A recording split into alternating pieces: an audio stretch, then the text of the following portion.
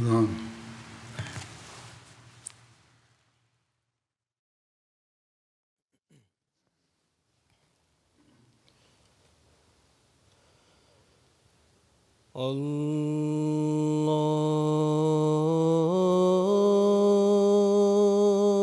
الله أكبر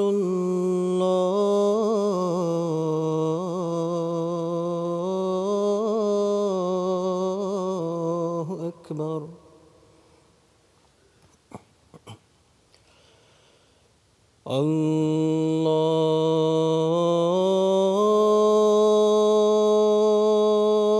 الله أكبر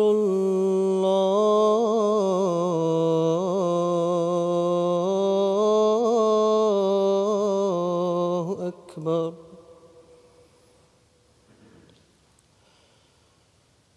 أشهد أن لا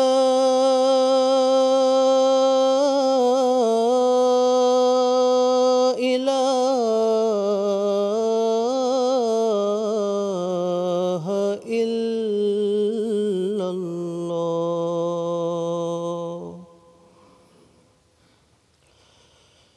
أشهد أن لا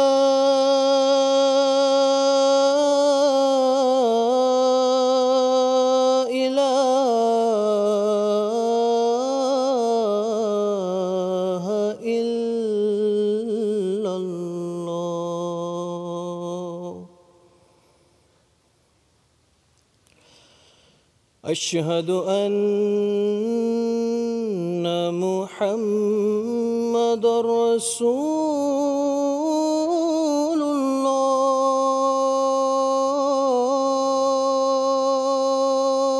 الله أشهد أن محمدًا رسول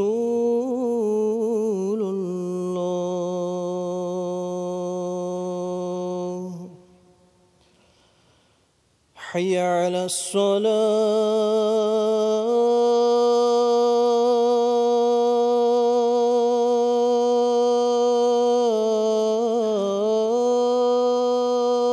الصلاة حي على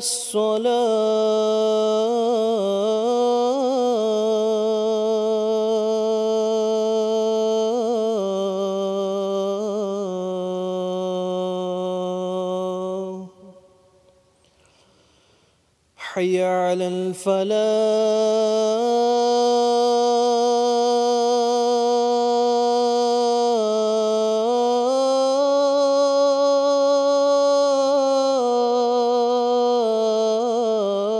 الفلاح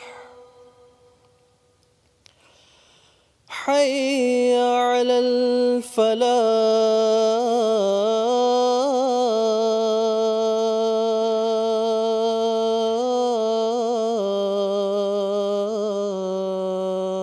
الفلاح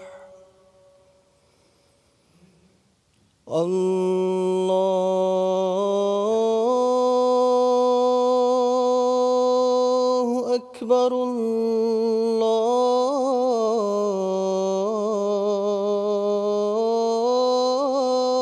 الله أكبر لا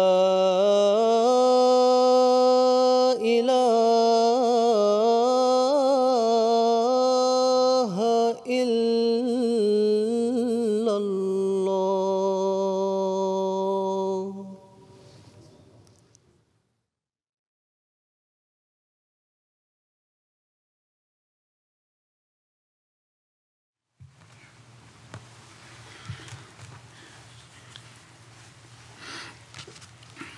السلام عليكم ورحمة الله.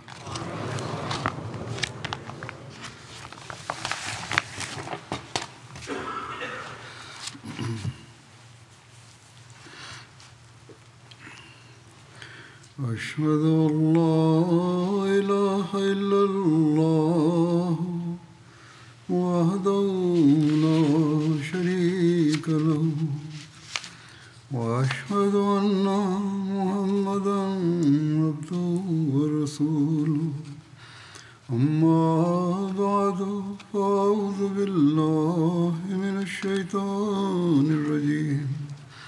بسم الله الرحمن الرحيم الحمد لله رب العالمين الرحمن الرحيم مالك يوم الدين إياك نعبد وإياك نستعين اهدنا الصراط المستقيم صراط الذين أنعمت عليهم غير المغضوب عليهم ولا الضالين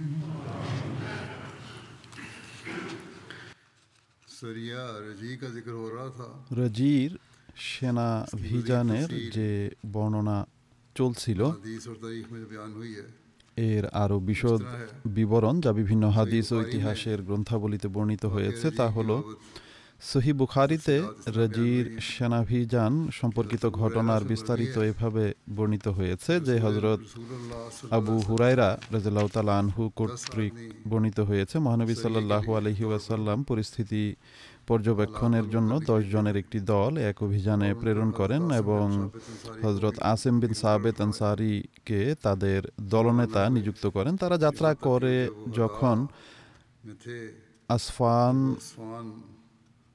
ও মক্কার মধ্যবর্তী গাদায় পৌঁছেন তখন হুজাইল গোত্রের শাখা বনু লিহয়ানের নিকট তাদের আগমনের কথা উল্লেখ করা হলে সেই বিরোধী গোত্রের প্রায় 200 ব্যক্তি মুসলমানদের উপর হামলার জন্য প্রস্তুত হয়ে যায়। তাদের সবাই ছিল দক্ষ তীরন্দাজ।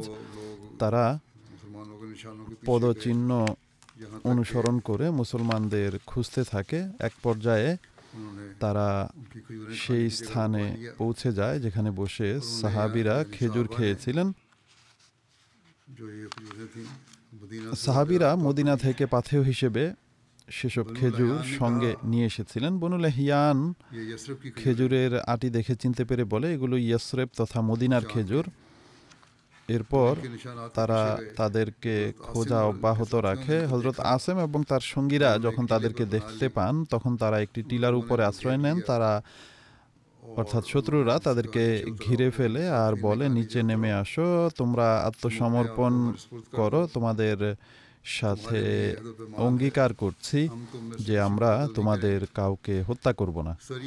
এই অভিযানের নেতা হযরত আসিম বিন সাবিত রাদিয়াল্লাহু তাআলা আনহু বলেন আমার বক্তব্য হলো খোদার কসম কোনো কাফিরের নিরাপত্তার নিশ্চয়তায় আমি নিচে নামব না। এরপর তিনি দোয়া করেন, হে আল্লাহ, আমাদের অবস্থা সম্পর্কে তুমি মহানবী সাল্লাল্লাহু আলাইহি ওয়াসাল্লামকে অবহিত করে দাও। এরপর শত্রুরা সাহাবীদের উপর তীর বর্ষণ করতে থাকে এবং এক পর্যায়ে তারা হযরত আসিম রাদিয়াল্লাহু তাআলা আনহু সহ 7 জন সাহাবীকে হত্যা করে।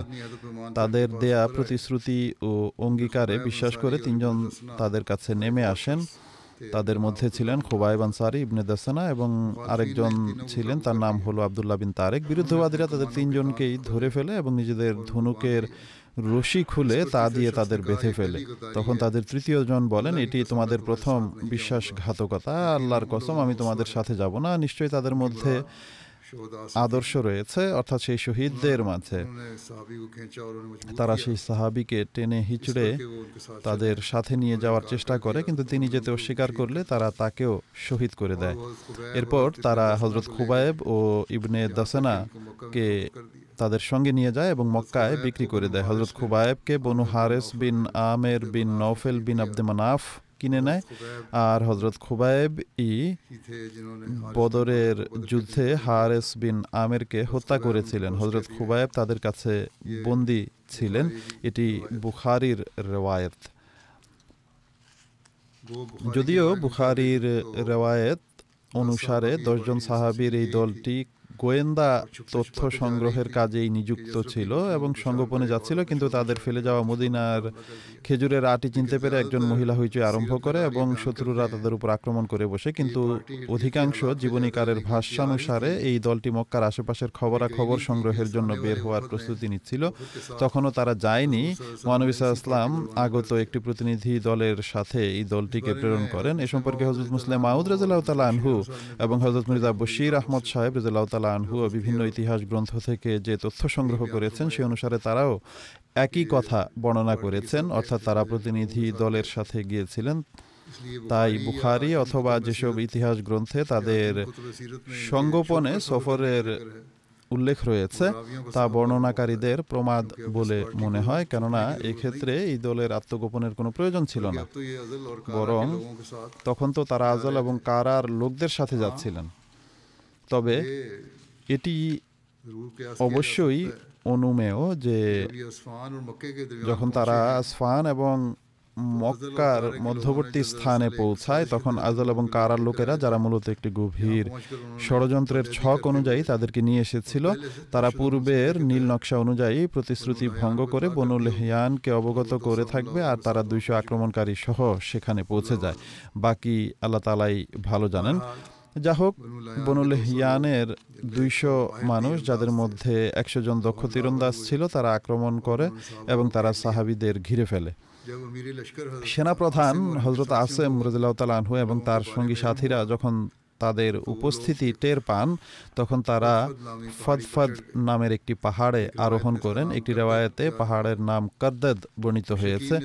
মুশরিকরা সাহাবীদের ঘিরে ফেলে আর বলে, তোমরা যদি নিচে নেমে আসো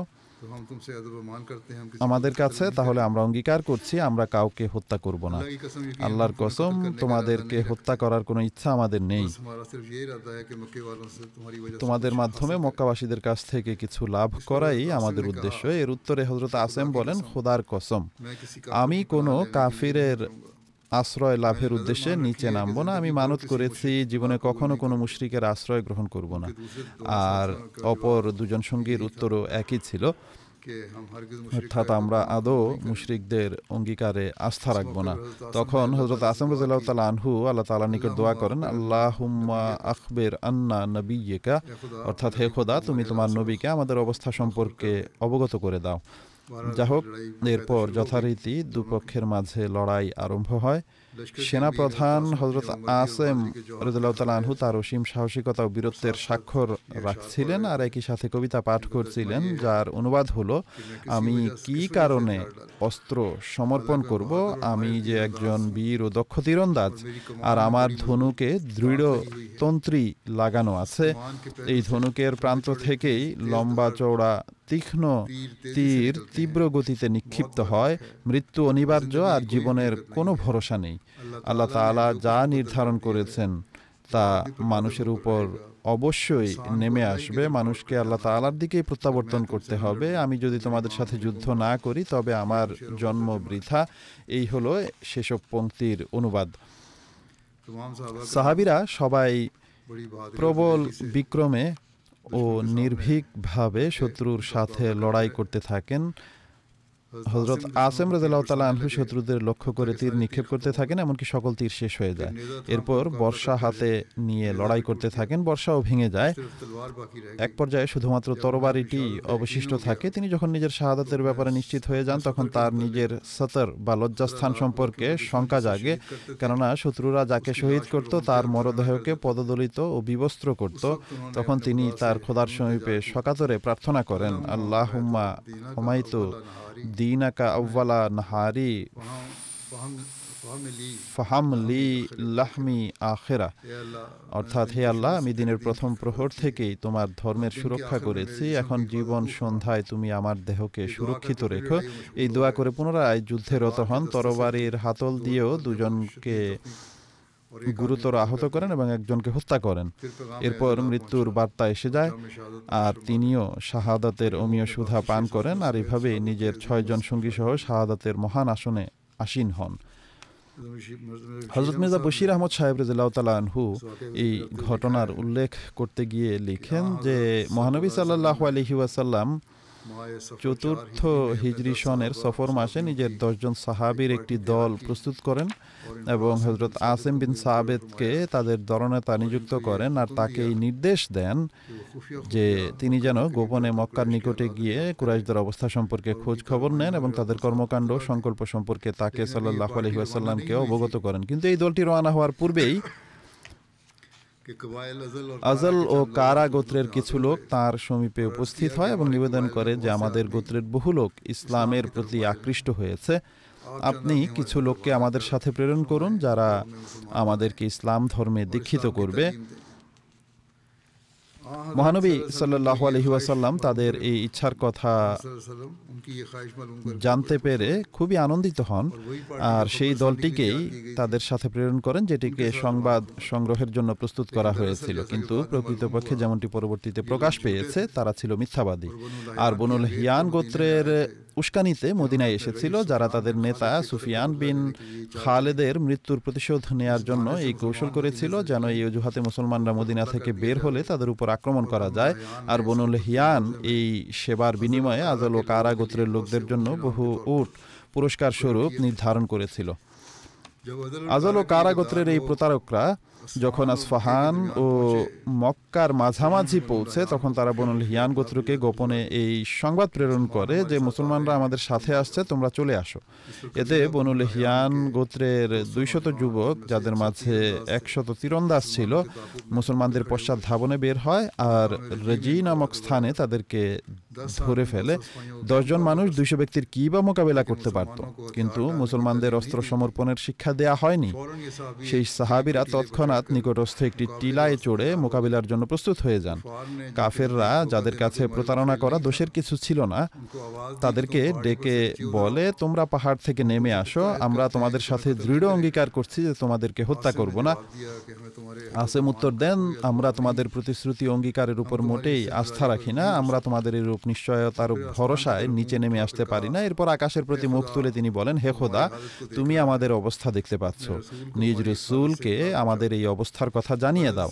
মোট কথা আসিম এবং তার সঙ্গীরা মোকাবেলা করেন আর অবশেষে লড়াই করতে করতে শহীদ হন।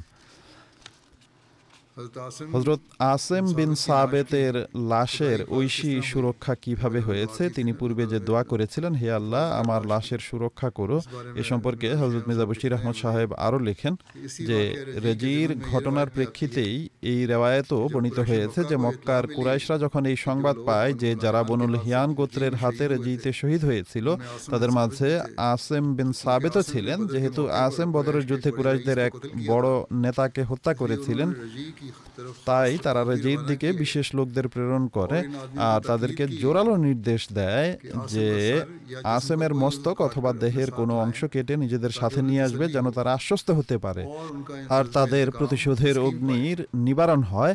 অপর এক রেওয়ায়েতে বর্ণিত হয়েছে যে ব্যক্তিকে আসিম হত্যা করেছিলেন তার মা সালাফা বিনতে সাদ এই মানত করেছিল যে সে তার পুত্রের হন্তারকের মাথার খুলিতে মদ ঢেলে পান করবে আর সেই পুরস্কার নির্ধারণ করেছিল যে যে তার মাথার খুলি নিয়ে আসবে তাকে 100 উট দেয়া হবে। তাদের মাঝে প্রতিশোধের এবং ক্রোধাগ্নির এমন ছিল ভয়াবহতা, কিন্তু ঐশী হস্তক্ষেপ এমন হয় যে তারা সেখানে পৌঁছার পর দেখতে পায় যে ভীমরুল ও মৌমাছি ঝাঁক বেঁধে আসিমের লাশের উপর বসে আছে আর কোনোভাবেই তার দেহ ছাড়তে প্রস্তুত ছিল না। তারা অনেক চেষ্টা করে যে এই ভীমরুল ও মৌমাছিরা যেন সেখান থেকে উড়ে যায়, কিন্তু তাদের কোনো প্রচেষ্টা সফল হয়নি। অবশেষে বাধ্য হয়ে তারা বিফল ও ব্যর্থ হয়ে ফিরে যায়। এরপর খুব শীঘ্র ঝড় বৃষ্টি আসিমের লাশকে ভাসিয়ে এক স্থান থেকে অন্যত্র নিয়ে যায়। লিখিত আছে যে আসিম মুসলমান হয়ে এই অঙ্গীকার করেছিলেন যে আগামীতে তিনি সকল প্রকার মুশরিক সুলভ বিষয় সম্পূর্ণরূপে পরিহার করবেন, এমনকি কোনো মুশরিককে স্পর্শ পর্যন্ত করবেন না। হযরত ওমর যখন তার শাহাদাত এবং এই ঘটনার কথা জানতে পারেন তখন হযরত ওমর বলেন, খোদা তাআলাও নিজ বান্দাদের আবেগের প্রতি কতটা খেয়াল রাখেন। মৃত্যুর পরও তিনি আসিমের অঙ্গীকার পূর্ণ করিয়েছেন আর মুশরিকদের স্পর্শ থেকে তাকে সুরক্ষিত রেখেছেন।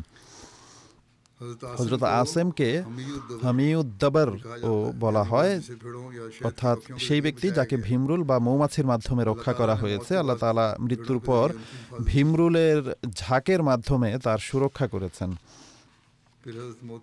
এরপর হযরত মুআত্তাব বিন উবায়দ এবং অন্য নিপীড়িত সাহাবীদের শাহাদাতের উল্লেখ রয়েছে। হযরত মুআত্তাব বিন উবায়দ লড়াই করতে করতে চরমভাবে আহত হন। শত্রুরা তার কাছে পৌঁছে তাকে শহীদ করে দেয়।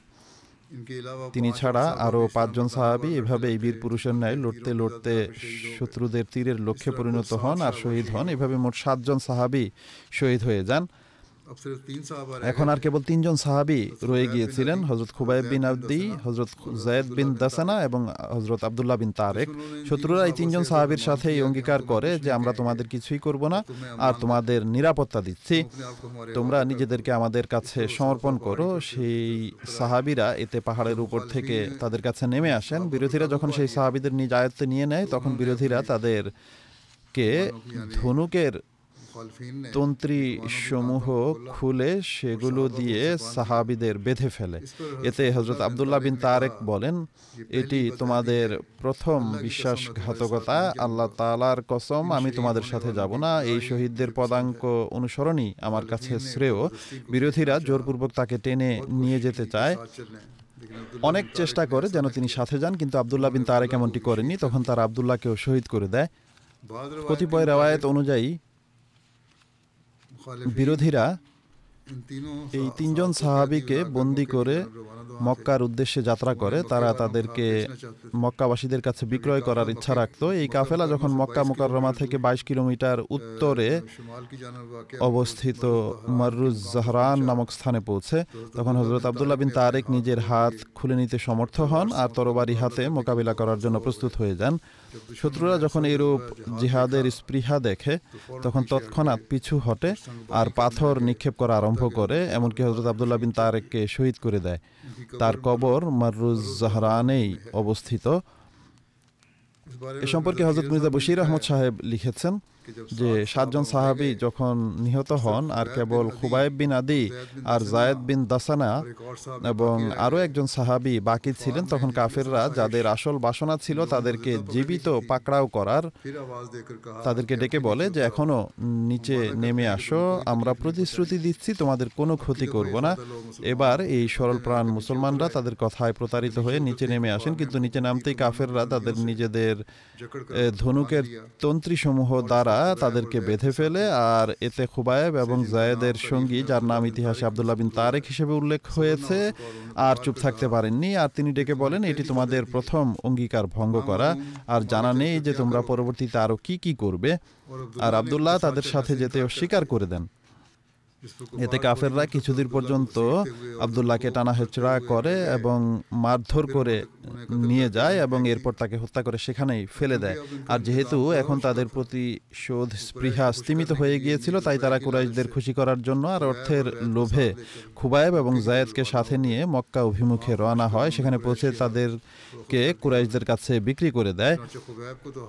খুবাইবকে তো হারিস বিন আমির বিন নওফেলের পুত্ররা কিনে নেয়, কেননা খুবাইব বদরের যুদ্ধে হারিসকে হত্যা করেছিলেন, আর যায়েদকে সফওয়ান বিন উমাইয়া কিনে নেয়। হযরত খুবাইব বিন আদি এবং হযরত যায়েদ বিন দাসানাকে মুশরিকরা বন্দী করে ফেলে আর তারা তাদেরকে মক্কায় নিয়ে যায়। মক্কায় পৌঁছে এই 2 সাহাবীকে বিক্রি করে দেয়। যেভাবে আমি পূর্বে বলেছি, হারিস বিন আমিরের পুত্ররা হযরত খুবাইবকে কিনে নিয়েছিল যেন তারা তাদের পিতা হারিস এর হত্যার প্রতিশোধ নিতে পারে, যাকে বদরের দিন খুবাইব হত্যা করেছিলেন। ইবনে ইসহাকের মতে হযরত খুবাইব রাদিয়াল্লাহু তাআলা আনহুকে হুজায়ের বিন আবু ইহাব তামিমি ক্রয় করেছিল, যে কিনা হারিসের সন্তানদের প্রতিনিধি ছিল। তার কাছ থেকে হারিসের পুত্র উকবা হযরত খুবাইবকে কিনে নিয়েছিল যেন নিজের পিতার প্রতিশোধ নিতে পারে। এটিও বলা হয়েছে যে হযরত খুবাইবকে বনু নাজ্জার গোত্রের কাছ থেকে উকবা বিন হারিস কিনেছিল। এটিও বলা হয় যে আবু ইহাব, ইকরামা বিন আবু জাহল, আখনাস বিন শরীক, উবাইদা বিন হাকিম, উমাইয়া বিন আবু উতবা হযরমির পুত্ররা এবং সফওয়ান বিন উমাইয়া মিলে হযরত খুবাইবকে কিনেছিল। এরা সেসব লোক যাদের পিতাদের বদরের যুদ্ধে হত্যা করা হয়েছিল, তারা সবাই মিলে হযরত খুবাইবকে ক্রয় করে উকবা বিন হারিসকে দিয়েছিল, যে কিনা নিজ ঘরে তাকে বন্দী করে রেখেছিল। ইবনে হিশাম বলেন যে তারা এই 2 জন অর্থাৎ হযরত খুবাইব এবং হযরত যায়েদ বিন দাসানাকে হুজাইল এর সেসব বন্দির বিনিময়ে বিক্রি করে যারা মক্কায় ছিল। একটি রওয়ায়েতে বর্ণিত হয়েছে জায়েদকে এক মিসকাল স্বর্ণের বিনিময়ে বিক্রি করা হয় এবং আরেকটি বক্তব্য অনুযায়ী 50টি উটের বিনিময়ে তাকে বিক্রি করা হয়েছিল, আর হযরত খুবাইবকেও 50টি উটের বিনিময়ে বিক্রি করা হয়। কিছু রওয়ায়েত অনুযায়ী হযরত খুবাইবকে 100 উটের বিনিময়ে এবং একটি রওয়ায়েত অনুযায়ী তাকে 80 মিসকাল স্বর্ণ মূল্যের বিনিময়ে বিক্রি করা হয়। বলা হয় তাদের মাঝে কুরাইশের কিছু মানুষও যোগ দেয়, আর বলা হয় যে তারা এই দুইজন অর্থাৎ হযরত খুবাইব এবং যায়েদ বিন দাসানাকে নিয়ে পবিত্র মাস জুল কাদাতে প্রবেশ করে এবং তাদেরকে পবিত্র মাস পার হয়ে যাওয়ার অপেক্ষায় বন্দী করে রাখে। আমি গত খুতবায় পবিত্র মাসসমূহের বিস্তারিত বর্ণনা দিয়েছি। ইবনে ইসহাক এবং ইবনে সাদ বর্ণনা করেন যে হযরত যায়েদকে সফওয়ান বিন উমাইয়া ক্রয় করেছিল যেন নিজ পিতা উমাইয়া বিন খালাফের হত্যার প্রতিশোধ নিতে পারে। সফওয়ান পরবর্তীতে মুসলমান হয়ে গিয়েছিল। সে তাদেরকে বনু জুমার লোকদের কাছে বন্দী করে রেখেছিল, আর এটিও বলা হয় যে তাদের দাস নিস্তাসের কাছে রাখে। অতএব পবিত্র মাসসমূহ যখন পার হয়ে যায়, সফওয়ান তার দাস নিস্তাসকে তানিমের দিকে প্রেরণ করে। তানিম মক্কা থেকে মদিনা ও সিরিয়ার দিকে 3 বা 4 মাইল দূরত্বে অবস্থিত একটি স্থান। যা হোক, তাদেরকে হেরেম থেকে বের করে যেন তাদেরকে হত্যা করা যায় এবং কুরাইশ দল একত্রিত হয়ে যায়। তাদের মাঝে আবু সুফিয়ান বিন হারব ছিল। তাদেরকে যখন হত্যা করার জন্য আনা হয়, আবু সুফিয়ান তাদেরকে বলে, হে যায়েদ, আমি তোমাকে খোদার কসম দিয়ে বলছি, তুমি কি এটি পছন্দ করবে না যে তোমার স্থলে আমাদের নিকট এখন মুহাম্মদ সাল্লাল্লাহু আলাইহি ওয়াসাল্লাম থাকবে আর আমরা তার শিরচ্ছেদ করব এবং তুমি নিজ পরিবার পরিজনের মাঝে থাকবে?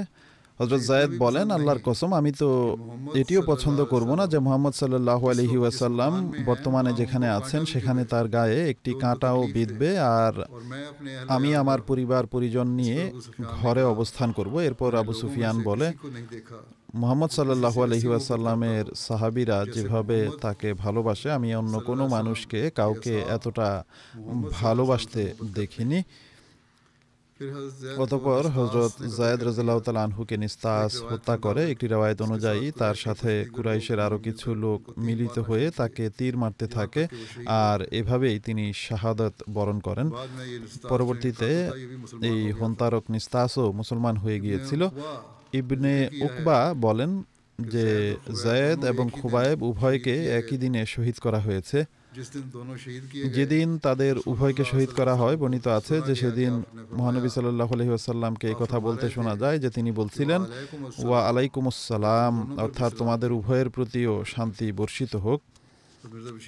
হযরত মির্জা বশির আহমদ সাহেব এই ঘটনা বর্ণনা করে বলেন যে সফওয়ান বিন উমাইয়া তার বন্দী যায়েদ বিন দাসানাকে সাথে নিয়ে হারেম শরীফ থেকে বাইরে বের হয়ে আসে। তার সাথে কুরাইশ নেতাদের একটি দল ছিল। বাইরে পৌঁছে সফওয়ান তার দাস নিস্তাসকে নির্দেশ দেয় যে যায়েদকে হত্যা করো।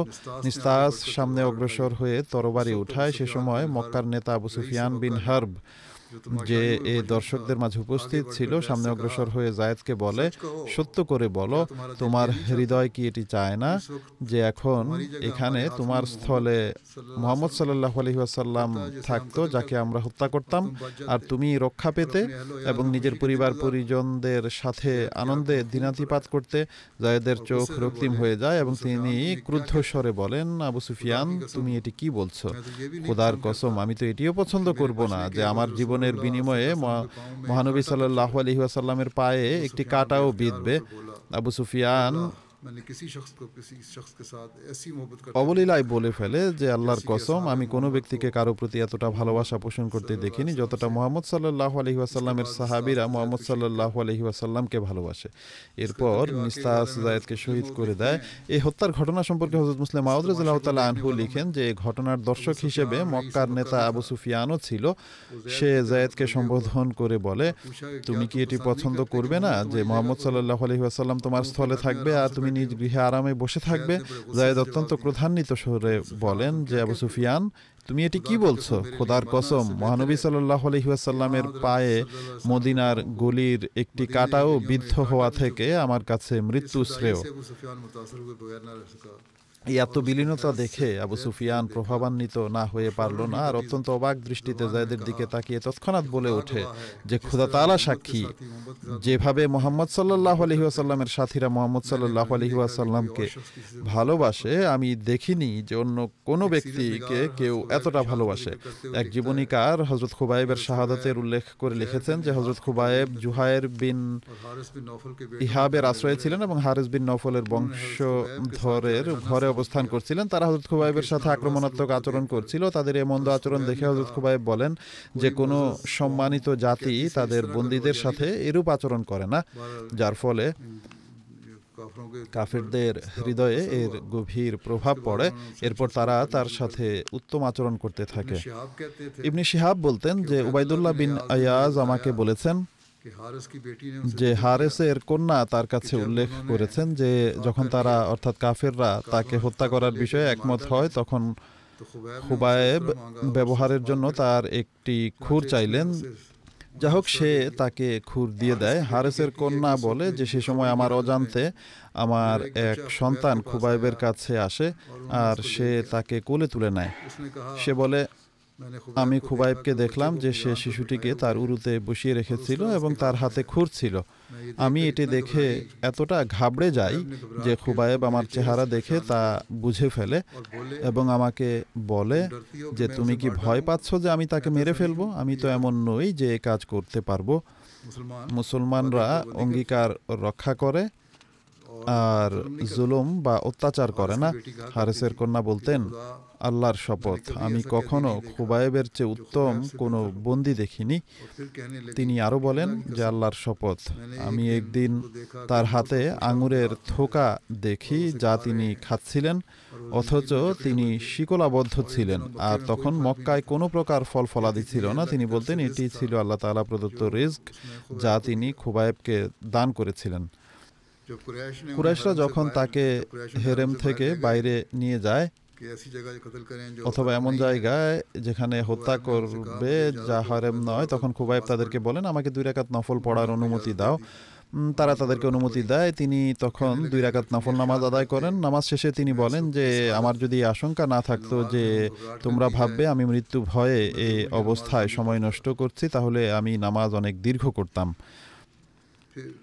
এরপর তিনি নিজ খোদার কাছে দোয়া করেন, অর্থাৎ তোমরা ভাববে যে আমি মৃত্যু ভয়ে নামাজ দীর্ঘ করছি, অর্থাৎ তোমরা যেন এটি মনে না করো যে আমি মৃত্যু থেকে বাঁচার জন্য ভয়ে নামাজ দীর্ঘায়িত করছি। এ কারণে আমি দীর্ঘ নামাজ পড়িনি, বরং সংক্ষেপে নামাজ পড়েছি। আমি ভাবলাম তোমাদের হৃদয়ে এই চিন্তার উদ্রেক হবে, ভয়ের কারণে আমি নামাজ দীর্ঘ করছি। এমনটি না হলে আমি দীর্ঘ সময় ধরে নামাজ পড়তাম। যা হোক, এরপর তিনি নিজ প্রভুর সমীপে দোয়া করেন যে হে আল্লাহ, আমার এই শত্রুদের এক এক করে ধ্বংস করে দাও। তিনি রাদিয়াল্লাহু তাআলা আনহু শত্রুর বিরুদ্ধে দোয়া করেছেন। এরপর খুবাইব এই পংক্তিও পড়েন যে আমি যেহেতু মুসলিম অবস্থায় মারা যাচ্ছি, তাই আল্লাহ তাআলার খাতিরে আমি কোন পাশে পতিত হব তাতে আমার কোনো ভ্রুক্ষেপ নেই। আমার এই পতিত হওয়া আল্লাহর সন্তুষ্টির উদ্দেশ্যে, আর তিনি চাইলে ছিন্ন ভিন্ন দেহের প্রত্যেকটি সন্ধিস্থলকেও বরকতে ভরে দিতে পারেন। হযরত মির্জা বশির আহমদ সাহেব রাদিয়াল্লাহু তাআলা আনহু খুবাইবের বন্দিদশার এই ঘটনা এভাবে বর্ণনা করেন যে তখনও এই 2 সাহাবী কুরাইশদের কাছের কৃতদাস হিসেবে বন্দী ছিলেন। একদিন খুবাইব হারেসের এক কন্যার কাছে ব্যবহারের জন্য একটি খুর চান, আর সে তা দিয়ে দেয়। খুবাইবের হাতে সেই খুর থাকা অবস্থায় হারেসের কন্যার একটি শিশু সন্তান খেলতে খেলতে খুবাইবের কাছে চলে আসে, আর খুবাইব তাকে নিজ রানের উপর বসিয়ে নেন। মা যখন দেখে যে খুবাইবের হাতে খুর এবং তার রানের উপর তার শিশু সন্তান বসে আছে, তখন সে কেঁপে ওঠে এবং তার চেহারা বিবর্ণ হয়ে যায়। খুবাইব তাকে দেখে এবং তার ভয়ের অবস্থা আঁচ করতে পেরে তাকে বলেন, তুমি কি মনে করছো যে আমি শিশু সন্তানকে হত্যা করব? তুমি এমনটি ভেবো না, আমি ইনশাআল্লাহ এমন কাজ করব না। माँ का कुमलाया हुआ খুবাইবের चेहरा এ खुबैब কথা बिन শুনে नवास মায়ের বিবর্ণ চেহারা উজ্জ্বল হয়ে ওঠে। এই মহিলা খুবাইবের উত্তম আদর্শে এতটাই প্রভাবিত হয়েছিল যে পরবর্তীতে সে সবসময় বলতো मैंने खुबैब যে का আমি अच्छा कैदी को খুবাইবের नहीं চেয়ে देखा। উত্তম কোনো বন্দি দেখিনি। সে কথাও বলতো যে একদা আমি খুবাইবের হাতে আঙুরের একটি থোকা দেখি जिससे वो अंगूर के दाने যেটি तोड़-तोड़ থেকে खाता था। তিনি আঙ্গুর हालांकि ছিঁড়ে उन ছিঁড়ে दिनों में খাচ্ছিলেন, অথচ मक्के में अंगूरों का সেই नामो দিনগুলোতে निशान नहीं মক্কায় আঙুরের কোনো চিহ্ন ছিল না। অন্যদিকে খুবাইব লোহার শিকলে বাঁধা ছিল। সে বলতো আমি মনে করি তা ছিল ঐশী রিস্ক যা খুবাইবের কাছে আসতো। उनकी कैद का वाक़या অপর এক और রেওয়ায়েতে रिवायत হযরত इस तरह খুবাইব है বিন আদির বন্দিদশার कि ঘটনা रिवायत में এভাবে উল্লেখ खुबैब করা बिन अदी হয়েছে के वाक़े में যে ये भी लिखा है कि माविया মাবিয়া हुजैर बिन ইহাবের करदा लौंडी মুক্তকৃত দাসী ছিল।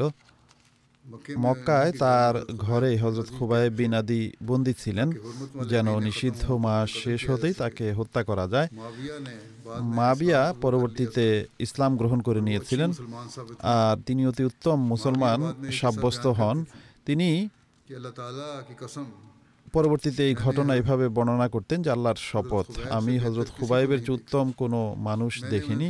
আমি তাকে দরজার ফোকর দিয়ে দেখতাম, তিনি শিকলাবদ্ধ অবস্থায় থাকতেন আর আমার জানা মতে ধরাপৃষ্ঠে অর্থাৎ এই অঞ্চলে তখন খাওয়ার মতো একটি আঙুরও ছিল না।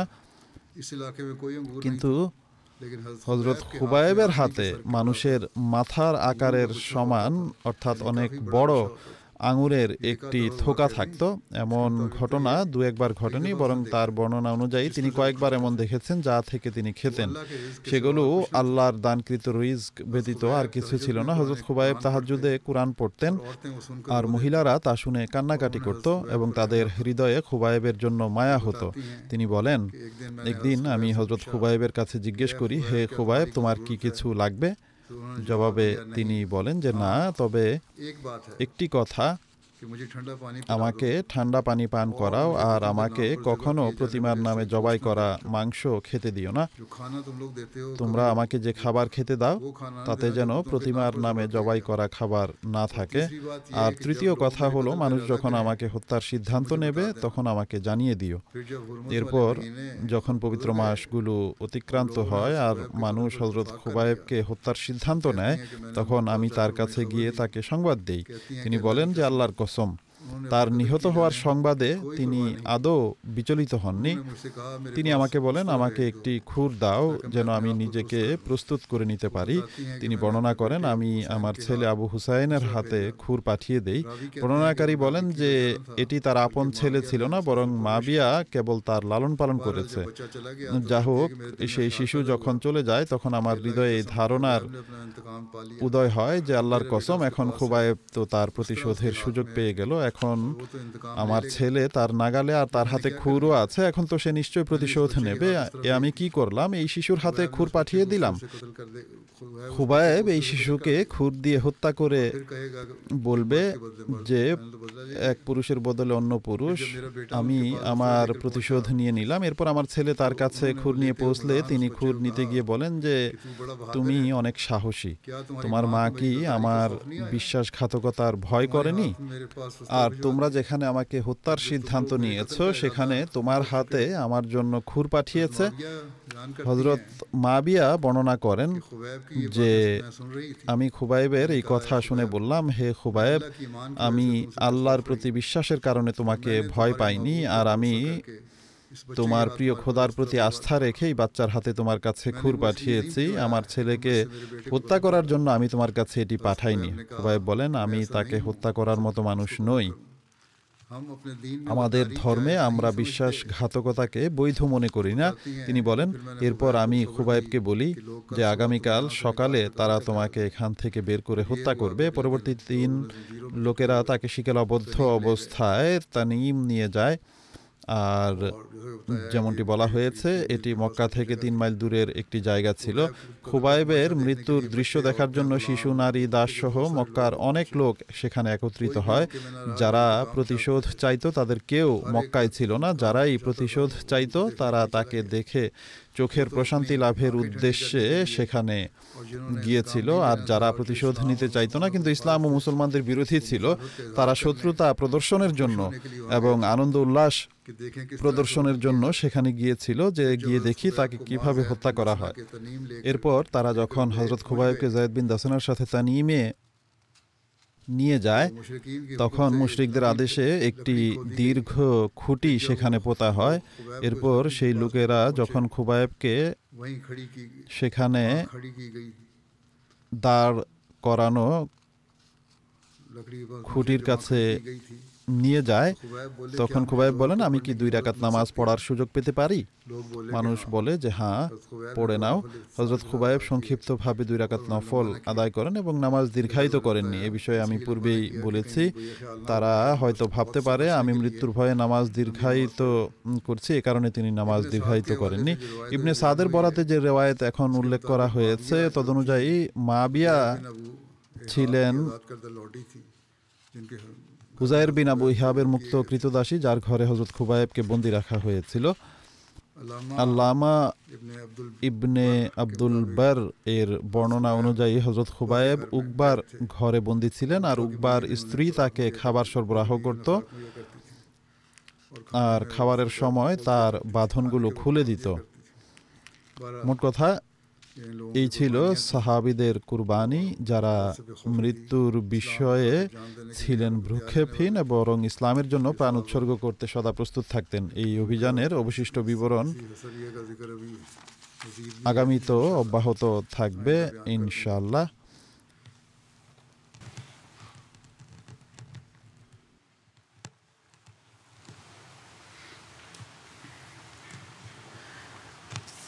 আলহামদুলিল্লাহ